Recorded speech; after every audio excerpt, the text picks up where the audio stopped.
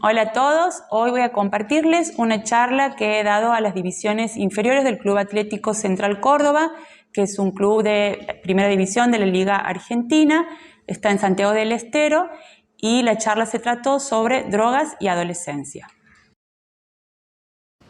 Vamos a charlar entre todos aquí, ¿no? Es un órgano que tenemos aquí en la cabeza, ¿sí? ¿Y para qué sirve el cerebro? ¿Qué creen que hace el cerebro? Manda funciones al cuerpo. Le manda órdenes al cuerpo. Aquí me está diciendo uno de los propios. Impulsos nerviosos. Impulsos nerviosos. A ver, vamos a charlar un poquito sobre esto. El cerebro primero, bueno, sirve para pensar, ¿no? ¿Estamos todos de acuerdo? Pensamos, hacemos cálculos matemáticos, esto nos sirve para leer, estudiar, bueno, eso básicamente es función del cerebro. Sentir, ¿no? El dolor, cuando uno siente dolor, es un mensaje que llega al cerebro, ¿sí? Cuando el amor, también que uno siente por sus hermanos, por sus padres, también pasa por el cerebro. Bueno, justamente las emociones, la alegría, el miedo, el enojo, la tristeza, todas esas emociones también las registra el cerebro. Siempre en el cuerpo hay algo donde se registran las cosas que nos pasan. Eso lo registra el cerebro. Y con toda esta información que a uno le llega, al cerebro le llega de si estoy contenta, estoy pensando qué voy a hacer mañana, bueno, tomo decisiones. Eso es fundamental. El cerebro toma decisiones. ¿Y para qué son esas decisiones? Para dar órdenes al cuerpo, como decía el profe. ¿Para qué? Para bailar, o sea, en realidad uno baila porque el cerebro manda la orden. Obviamente el cuerpo es necesario. Para trabajar, para hacer deportes, ¿sí? Para cantar y también para tomar decisiones en situaciones de peligro, ¿sí? Cuando uno está en una encrucijada, el cerebro registra, ¿no? Todo lo que está pasando, si tengo miedo, que planifica qué va a pasar, qué no va a pasar, y toma una decisión. Todo eso hace nuestro cerebro, entre otras cosas, ¿no?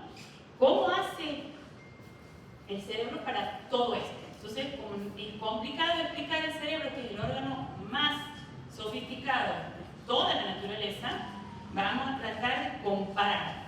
Entonces, vamos a hacer cuenta que el cerebro es un edificio, ¿sí? Todos tenemos aquí nuestros edificios. Lo que pasa es que con distintas formas. Este es un edificio muy particular que está en Dubái. Lo encontré hace poquito, que giran los pisos, lo mueven, tiene movilidad, o sea, tiene cierta, se llama plasticidad. En el cerebro pasa eso. Las cosas no son fijas, se van adaptando, uno puede ir cambiando. Y aquí, para seguir con esa comparación, cada piso es encargado de algo. Entonces tenemos los pisos más básicos que se encargan, que están aquí atrás, se encargan del equilibrio. Yo no me doy cuenta, pero hay una parte de mi cerebro que ahora está funcionando para que no me caiga, sobre todo con estos cables, que se encargan de que respiremos. Eso todo es inconsciente, uno no se da cuenta que está respirando, que está latiendo el corazón, que la digestión, en el caso que está funcionando, todo eso lo mandan los pisos inferiores del cerebro. Hay otros pisos un poquito más complejos que se encargan de memorizar. Sí, ahora me tengo que acordar lo que tengo que decir. Se me están activando en el área de la memoria. Del miedo también. Tengo que tener miedo. El miedo es algo natural, ¿no? Exagerado no, pero el miedo, cuando cruzo la calle tengo que mirar. ¿Y eso por qué? Porque desde chiquita me han dicho, no cruces sola, ten cuidado que si te choca el auto. Entonces el miedo también es algo que nos sirve para vivir. El placer, cuando uno está contento, cuando hay cosas que nos gustan, también tenemos pisos en nuestro cerebro que registran esas cosas. Vamos subiendo en los niveles, todo lo que es el habla, eso ya es sofisticado de nuestro cerebro, ¿sí? Eso está en pisos ya más superiores, los sentidos, en general la visión, el olfato. Y arriba de todo están los jefes. Las oficinas de arriba son los que toman las decisiones, es lo que hablamos antes. Y entre otras cosas, la planificación, ¿no? El cerebro planifica, organiza, planifica la vida. Ustedes están planificando ser deportistas, qué van a hacer después, bueno, hacer una planificación a largo plazo, a corto plazo, hoy qué voy a comer, qué me voy a vestir. Tenemos distintos tipos de planes, ¿no?, que lleva a cabo nuestro cerebro. Esto pasa en todos los animales del cerebro. Lo que pasa es que estos pisos superiores en los humanos son los más complejos, ¿sí? Los animales toman pequeñas decisiones, aunque uno no crea, pero obviamente el piso superior que toma decisiones en el cerebro humano es el más complejo de todos. Bien, entonces, en estos pisos hay un montón de computadoras. Vamos a comparar, para seguir haciendo la comparación. Esas computadoras están conectadas entre todas y van mandando información. Entonces, cuando hay que tomar una decisión, se conectan las computadoras del piso que decide.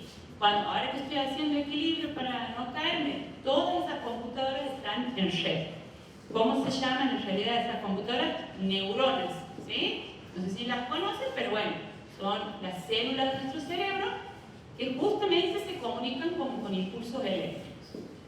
Entonces, ¿quién abre o cierra estas neuronas? ¿Quién prende o apaga estas computadoras?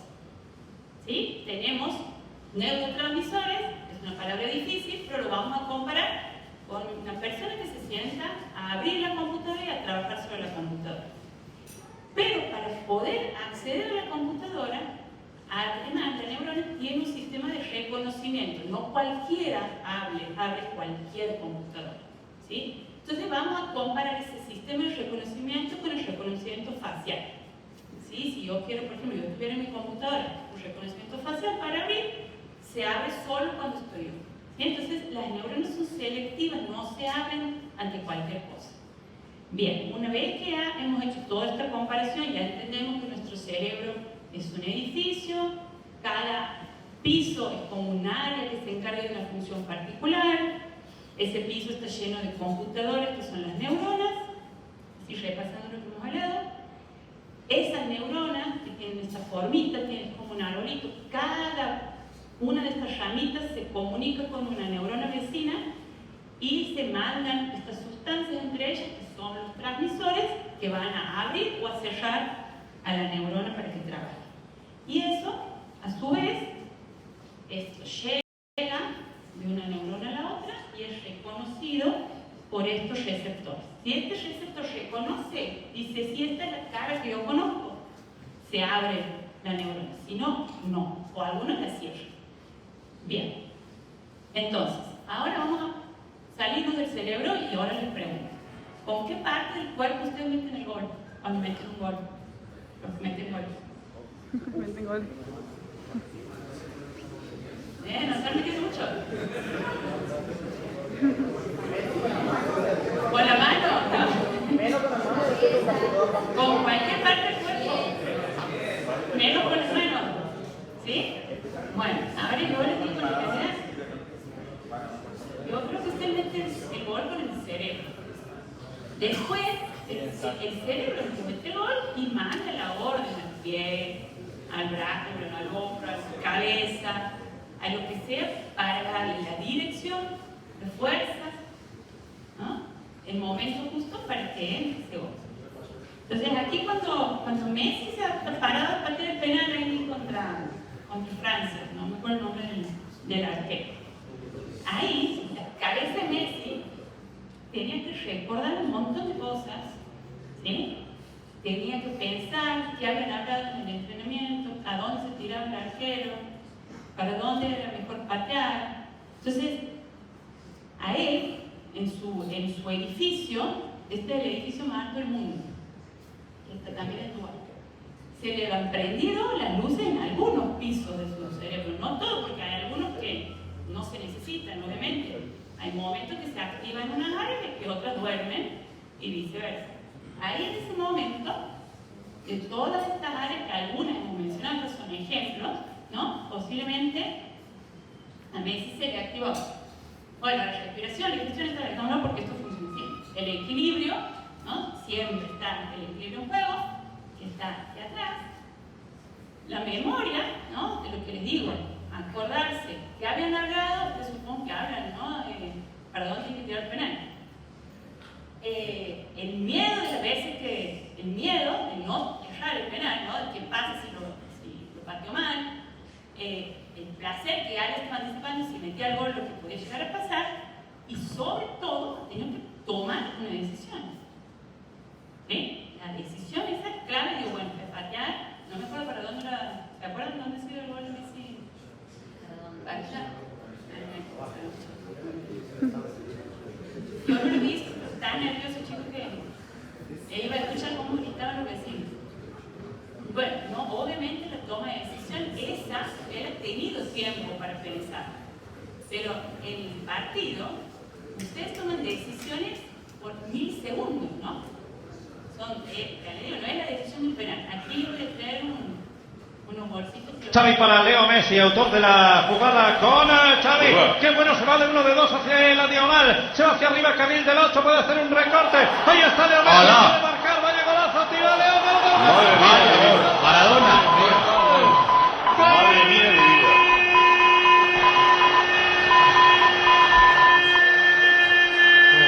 Qué barbaridad.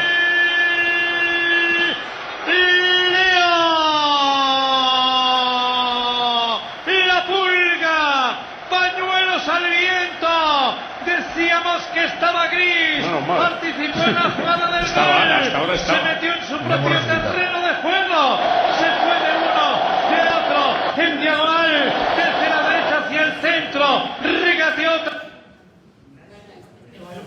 Los dos goles, ¿no? Sí, bueno, aquí algunos lo hemos visto a los dos, ustedes no, el primero no creo que lo hayan visto vivo, vale, es que el vivo en directo no. Pero bueno, ahí yo he escuchado una vez a Maradona contar, no, Valdano, perdón, ¿saben quién es Valdano? Sí, hay que ver algunos. Valdano hasta ahora en el Real Madrid ha sido uno de los compañeros de Maradona. Valdano venía solo por aquí y Maradona no le pasaba. Y él dice que después le he dicho, escúchame, yo estoy solo, y si te he visto, le he dicho, pero no te le quiero pasar. Maradona, con su cabeza, tenía toda la cancha, sabía la posición de todo. De hecho, hay una parte, ahora no sé, que él levanta la vista, ve y después sigue mirando para abajo porque ya sabía todo. ¿Sí? Maradona tenía aseguradas las piernas. Lo que él no se aseguró es el cerebro. Ahí está el error. ¿Sí? Porque lo genial de él estaba aquí. Obviamente que también tiene que tener un buen físico. Por supuesto, ¿no? Yo, por más que tenga el cerebro Maradona, yo no puedo hacer nada. Pero aquí es donde estaba. Y esas áreas del cerebro, que bueno, son nombres difíciles, la que toma las decisiones se llama corteza prefrontal, es un área que está aquí adelante, que a esta área le llega información de todos los pisos del edificio para decir, bueno, ¿qué tengo que hacer ahora? Lo que le digo que es sorprendente en el deporte es que ustedes toman decisiones en milisegundos. Porque él tenía que decir, lo tengo a Valdano allá y tengo 5 defensores más, ¿qué hago? ¿Sigo o no sigo? Y él decidió seguir, ¿no? Otros deciden pasarla, bueno, esos son así, porque usted tiene que pensar muy rápido. Después la memoria, el miedo y el placer están en otras áreas, en nombres difíciles, hipocampo, amígdala, no hace falta que esto lo aprendamos. El cerebelo, por ahí lo conocen, el que está aquí atrás, es el del equilibrio. ¿Por qué los nombro a esto? Ya les veo cómo. Bien, entonces, ya habíamos hablado que las neuronas se abren con los neurotransmisores dependiendo de los receptores que reconocen el neurotransmisor. Ahora yo les pregunto, ¿ustedes tienen en los celulares, las tablets, tienen así identificación facial o la huella? ¿Cómo lo abren? ¿Algunos? ¿Sí? Bueno, imagínense por ejemplo estos dos jugadores. ¿Saben quiénes son? ¿Parecen el mismo? ¿Es el mismo? ¿No es el mismo? ¿No los conocen? Este es el arquero de Suiza. Las chicas se me acuerdan. Y este otro arquero, pero no es de la selección suiza. Bueno, ahí van buscando, ¿no? Jugadores parecidos. ¿Ustedes creen? A lo mejor agarra el teléfono del arquero de Suiza y le abre el teléfono porque son parecidos por casualidad. En la naturaleza hay estructuras que son parecidas por casualidad. Había encontrado también, pobre Messi lo han matado, que decían que este jugador es parecido, no sé ni dónde juega, pero bueno, ponele, ¿no? Entonces, puede pasar, ¿no? Que tengamos a alguien, a mí me dicho que parecido a Shakira, no sé, pero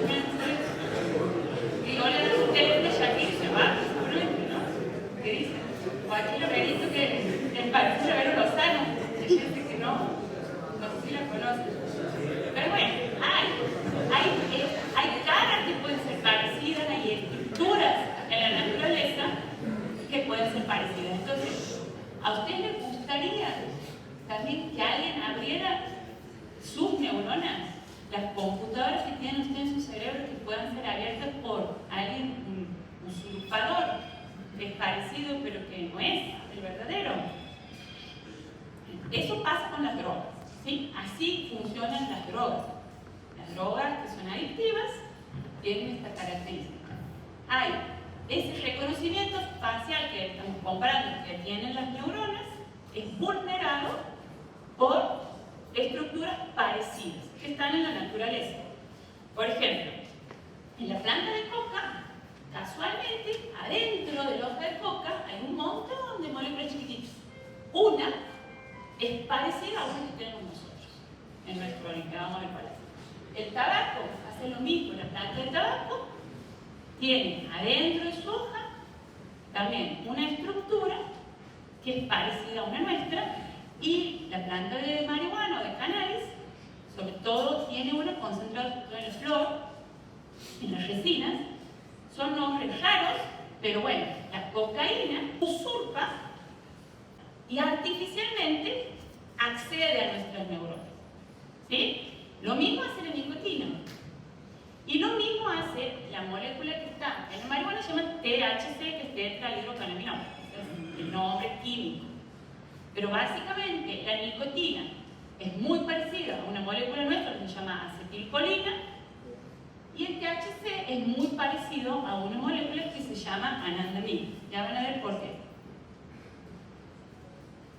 Bueno, todas van en las computadoras que están en el piso, o sea, en el área del placer. Ya voy a explicar eso. Entonces, aquella que es la anandamida es la molécula propia. Nosotros liberamos esta sustancia. Cuando hacemos gimnasia, cuando hacemos ejercicio, cuando estamos en ambiente familiar, hay una liberación natural, normal de esta sustancia. Y dentro de la planta de la marihuana está esta otra que es el THC. Como verán, son parecidas. ¿Sí? Sobre todo esta partecita. Esta es la estructura que reconoce el receptor. ¿Sí? Entonces, cuando se fuma marihuana, se come la marihuana, o sea, en tortas, entra al cuerpo, eso pasa a sangre y se distribuye y llega al cerebro. Todas las drogas llegan a la sangre y entran en el cerebro. Las drogas que estamos considerando las adictivas, ¿sí? Entonces, una vez en el cerebro, es como si tuviéramos un ejército de usurpadores que van invadiendo todos los pisos del edificio y se ponen a hackear todas las computadoras. ¿Cuáles? Las computadoras que están diseñadas para ser abiertas, en este caso por la anandamida, que es la nuestra, no todas, ¿sí? Las que la anandamida abre. La cocaína abre las computadoras que están diseñadas para ser abiertas por la dopamina. No sé si está claro este concepto, ¿sí? O sea, hay una analogía química de alguna molécula de la naturaleza. La cafeína dentro del grano de café también tiene este efecto, mucho más leve porque abre computadoras que no son problemáticas. Entonces, muchas drogas hacen esto, la medicación en general hace esto. ¿Cuál es el problema? Las drogas que tienen acceso a las áreas del placer. Cuando entran en el área del placer, ¿sí? Normalmente las áreas del placer se activan por cosas naturales. Ya vamos a ver eso. Y estas drogas usurpan y las abren de forma artificial. Ahora yo les voy a contar un poquito la investigación de una neurocientífica estadounidense que se ha encargado de determinar, estudiar durante años dónde están estas computadoras, o sea, en qué neuronas es donde va el THC a usurpar y a impactar, para poder entender mejor cómo funciona. Entonces, ¿qué pasa? Ella trabaja con animales. La mayoría de estas cosas tienen que hacer las ratitas porque estudiar el cerebro humano, imagínense, es muy complicado. A no ser que sea una persona que ya ha muerto, que donan el cerebro a la ciencia, post-mortem, bueno, es mucho más complejo. Entonces, bueno, lamentablemente, la herramienta que uno tiene para investigar son las ratitas. Entonces, en el cerebro de esta ratita, que está cortado así, esta es la parte de abajo, que es el cerebelo, y la parte de adelante es las áreas estas que toman las decisiones. Esta mujer, con distintas técnicas, ha logrado colorear en dónde están las computadoras que se abren con la marihuana. Entonces, los colores más cálidos, digamos el rojo, el amarillo, el verde, son las áreas donde más computadoras que se abren por marihuana. Y esas justamente son las áreas de la toma de decisiones, o sea, en esa zona rojita, desde la corteza prefrontal, o sea, hay muchas computadoras que se abren cuando la marihuana entra, que son alteradas por marihuana. La toma de decisiones, la memoria, el miedo y el placer. Aquí esta zona se llama amígdala, que es la zona del miedo. En esta parte está el núcleo accumbens, no importa, las palabras son raras, que es donde está el placer. Y la memoria está en un área que está aquí que se llama hipocampo. Entonces, todas estas funciones del cerebro se ven vulneradas ante estos usurpadores, ¿sí? Y sobre todo la del placer. Si no actuara sobre las áreas del placer, no sería peligroso porque nadie lo usaría. O sea, ¿por qué se consume? Porque justamente gusta. Todas las drogas gustan. No pasa aquí porque le gusta a él, porque es un adicto y a mí no. A todos, si probamos la droga nos va a gustar. A todos. Hasta los ratones, las ratas que tienen en su cerebro estructuras similares a las nuestras, en esas áreas, también les gusta la droga, ¿sí? Y también en la zona esta, hay muchas, ¿ven? Está coloreadito, que es la zona del cerebelo, que es lo que yo les contaba, que se encarga del equilibrio, entre otras cosas. Entonces, para no abarcar todas estas áreas, yo me voy a centrar en lo que tiene que ver con el placer. Esas áreas del placer, que son como los pisos del edificio que se iluminan, naturalmente se encienden nuestras computadoras del placer cuando hacemos cosas que nos gustan. Por ejemplo, con la comida.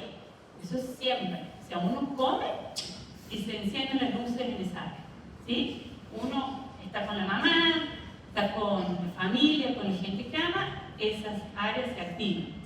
Están con los amigos, cuando ustedes juegan, o sea, todo lo que tiene que ver también con las mascotas, todas las actividades sociales que nos gustan, activan esas áreas. También activan el sexo, ¿sí? En el sexo, tomar agua, son funciones biológicas que mantienen a la especie, ¿sí? O sea, si comer fuera desagradable, no habríamos muerto todos.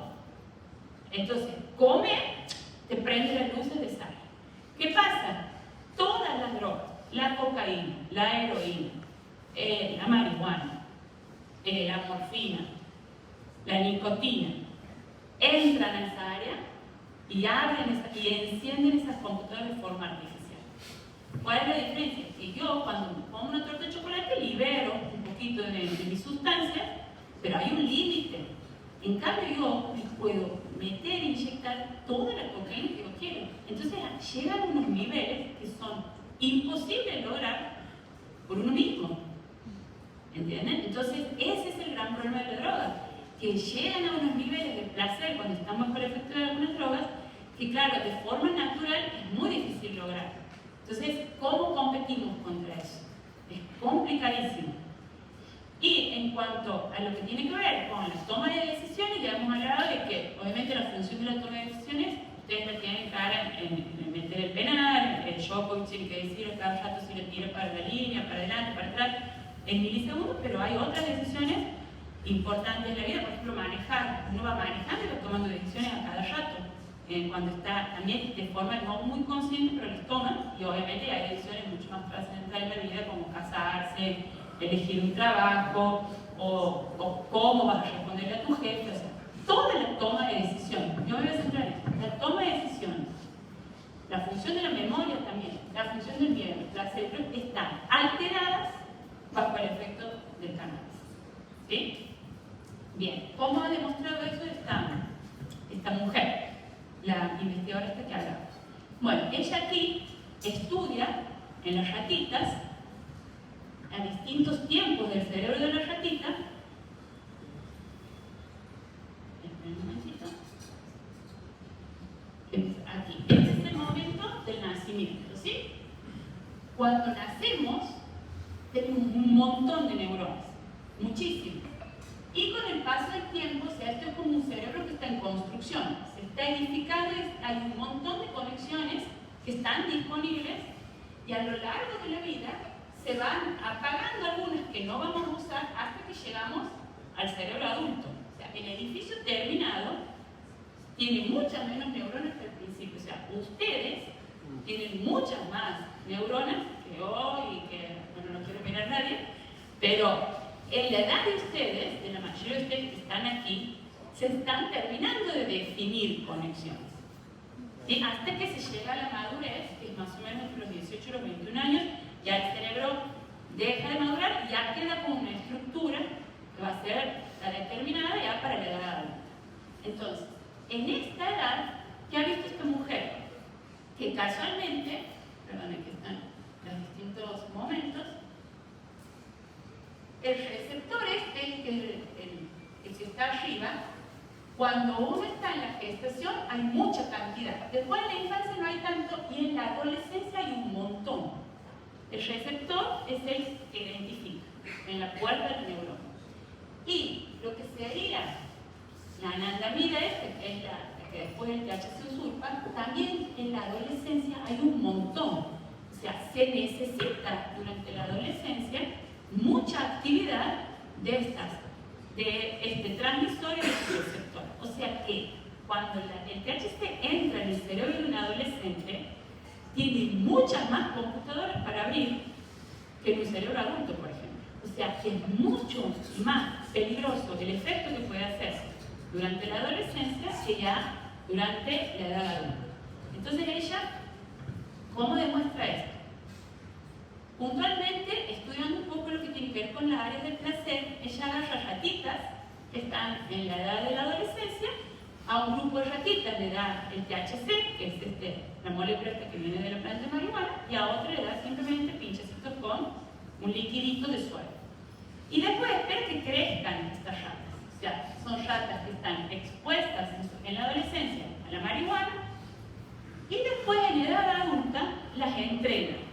Las entrenan para consumir otra droga que es la heroína. La heroína es una de las drogas más adictivas que hay. No voy a hablar ahora de esa droga, pero es una de las drogas más peligrosas. Y estas ratitas lo que tienen es que están conectadas en la vena yugular, se les hace como un catéter. Eso se conecta a una bomba que está arriba de esta caja, y esta caja tiene dos palancas.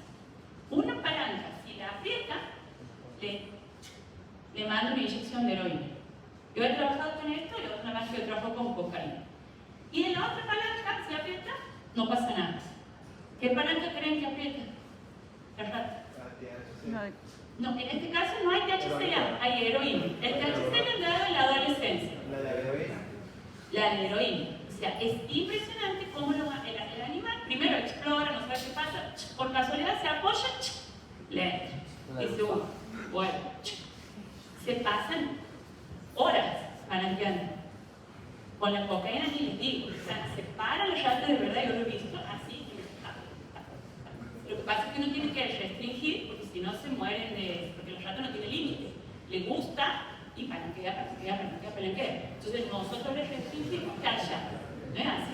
Es tremendo, haya 10 segundos de tiempo muerto, que por más que palanquee no haya infusión, y que se corte a las 30 infusiones, porque si no se te muere de sobredosis. O sea, ¿por qué hace esto el animal? Porque al animal le gusta, como le puede gustar cualquiera. Y el animal, su toma de decisión es totalmente distinta a la nuestra. Ellos no van a valorar, no, mira, voy a llegar a mi casa, me va a retar mi mamá, o voy a tener problemas en la escuela.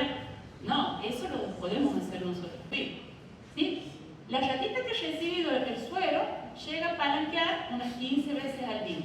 Pero las que han tenido la marihuana en la adolescencia llegan cerca de los 30 palanqueos. O sea, hay algo que ha cambiado en el cerebro de esas ratitas que hace que cada infusión de heroína sea más placentera, porque se ha alterado las áreas del placer, eso que les contaba. Entonces, probar la heroína les resulta más placentero y se enganchan más. Eso es algo que está demostrado en los humanos, que se llama teoría de la puerta de entrada. Ahora les voy a explicar que no quiero... O sea, esta primera conclusión de uno de los tantos trabajos de esta mujer, chicas, hay un montón de cosas hechas con drogas, yo he traído un poquito lo más significativo.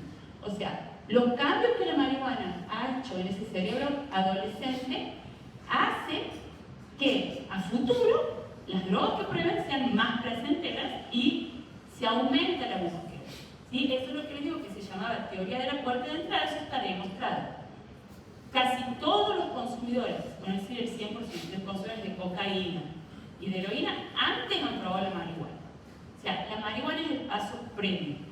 Se pensaba que ese era un paso previo porque simplemente empiezan a tener contacto, los amigos les dicen, estás bajo el efecto de la marihuana, probar, pero al final, al parecer, es algo más que eso. O sea, el cerebro ya se cambia de tal forma que cualquier otra droga que pruebo me gusta más y es más peligroso eso porque me voy a volver, o sea, es más, potencialmente más peligroso volverse adicto cuando más te gusta una cosa, ¿sí?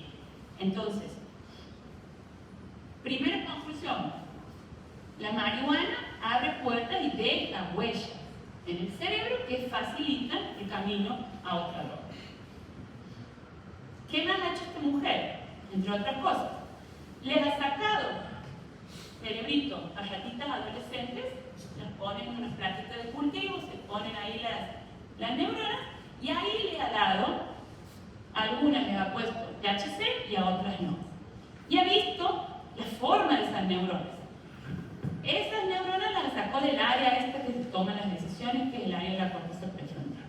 Después de 2 semanas, la neurona que no ha tenido nada, que ha tenido un liquidito, tiene todas estas ramitas. Esto es lo que es una estructura de una neurona normal. Las que han estado expuestas al THC, fíjense cómo se empobrece todo. O sea, pierde ramificaciones. Esas ramificaciones son puntos de contacto con otras neuronas. Es como si yo le sacara conexiones a mi computadora y se queda empobrecida. O sea, neuronas, computadora, que están en el área en la que tomo decisiones. ¿Sí?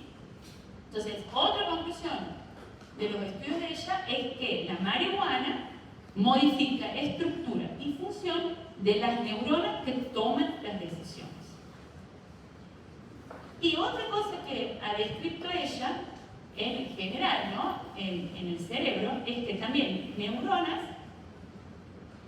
que están expuestas al THC tienen cambios genéticos, o sea, hablar de genes es algo complicado, pero bueno, es como si estuviéramos cambiando cosas muy profundas en el cerebro que son parecidos a los cambios que hay en un paciente esquizofrénico. No sé si saben lo que es la esquizofrenia. La esquizofrenia es una enfermedad, es un trastorno psiquiátrico que la persona es como que pierde un poco el contacto con la realidad, pueden tener alucinaciones, que escuchan voces, sienten que los persiguen, que hay un complot contra ellos, que la gente los mira mal, no piensan de forma lúcida, no se comportan de forma lúcida y muchos episodios de esquizofrenia comienzan en la adolescencia. ¿Sí? Entonces, lo que ella ha visto es que la marihuana empieza a modificar al cerebro de una forma parecida a lo que hace la esquizofrenia.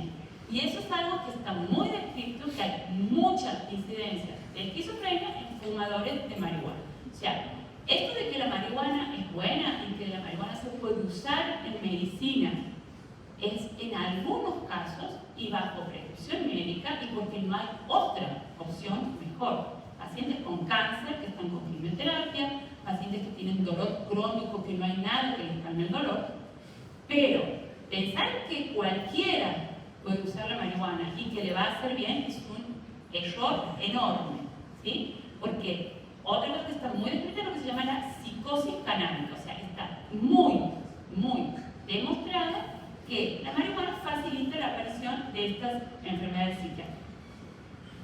Bien, entonces, tercera conclusión de ella es que la marihuana genera cambios genéticos similares al del cerebro esquizofrénico.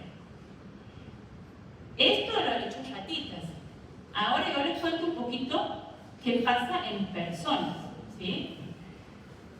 Aquí hay un estudio, este estudio lo han hecho varios laboratorios franceses, alemanes, del Reino Unido, buscando qué pasaba en más o menos unos 800 niños que los empiezan a estudiar a los 14 años, ¿sí? Con 14 años los meten en el tubo de la tomografía y por imagen, la tomografía va haciendo como un mapeo del cerebro, les mide las áreas del cerebro. Y después, a los 10, lo siguen durante 5 años y lo vuelven a medir a los 19 años. ¿Sí? ¿Y qué han visto? Estas son las áreas que les digo que están aquí adelante, este es un corte así, o sea, esta parte es la que toma la decisión.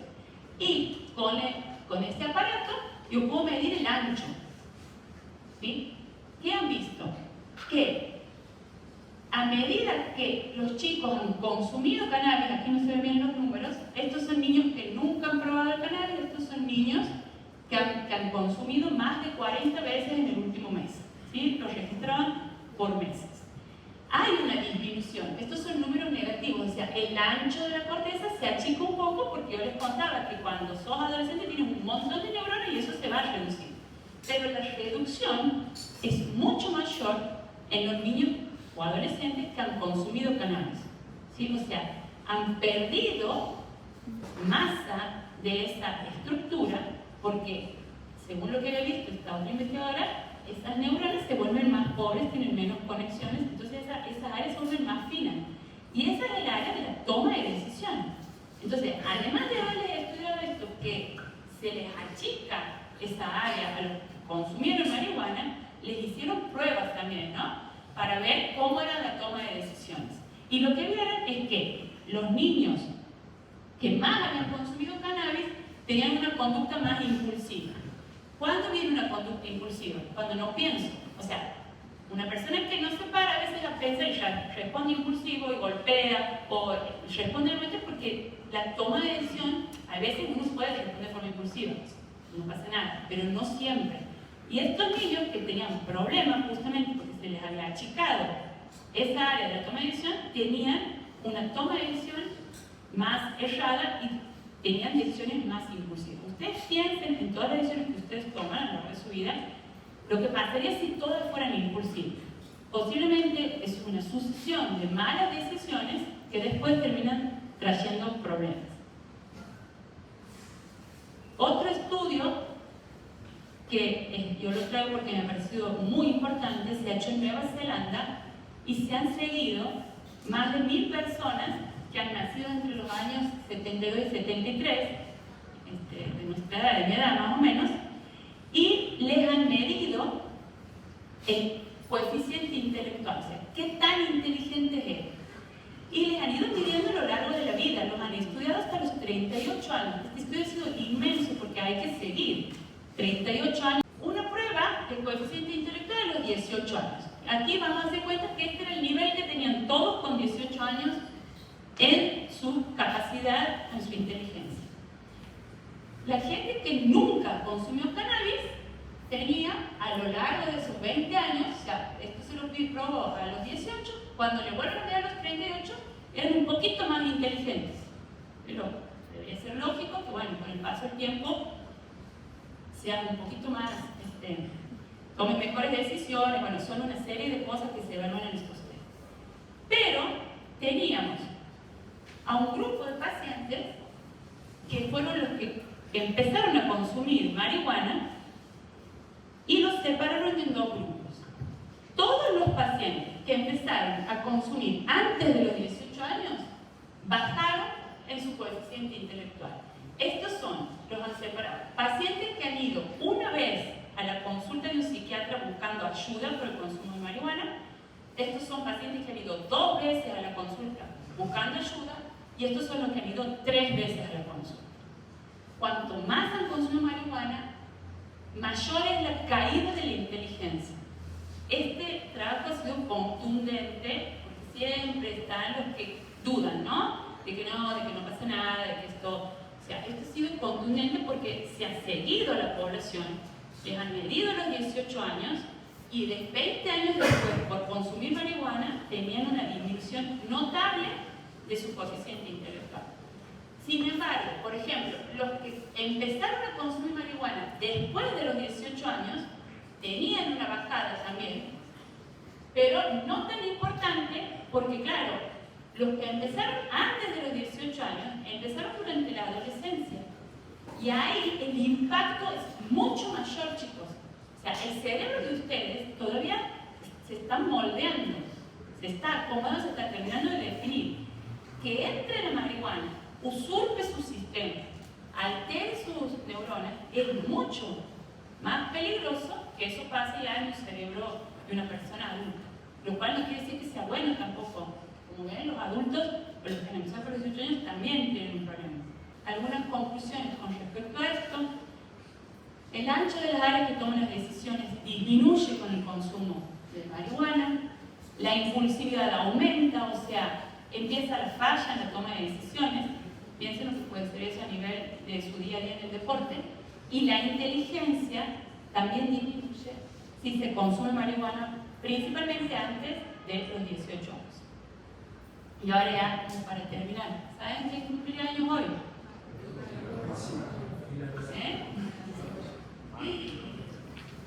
Maradona. Lo vamos a escuchar. ¿Sabes qué jugador hubiese sido yo si no hubiese tomado cocaína? ¿Qué jugador nos perdimos? La primera vez que tomé droga. Ahí yo siento que la cagué. Por eso digo, si la probás, chao. No, deja, no la tomes. Por eso te digo, ¿sabes qué jugador hubiese sido yo?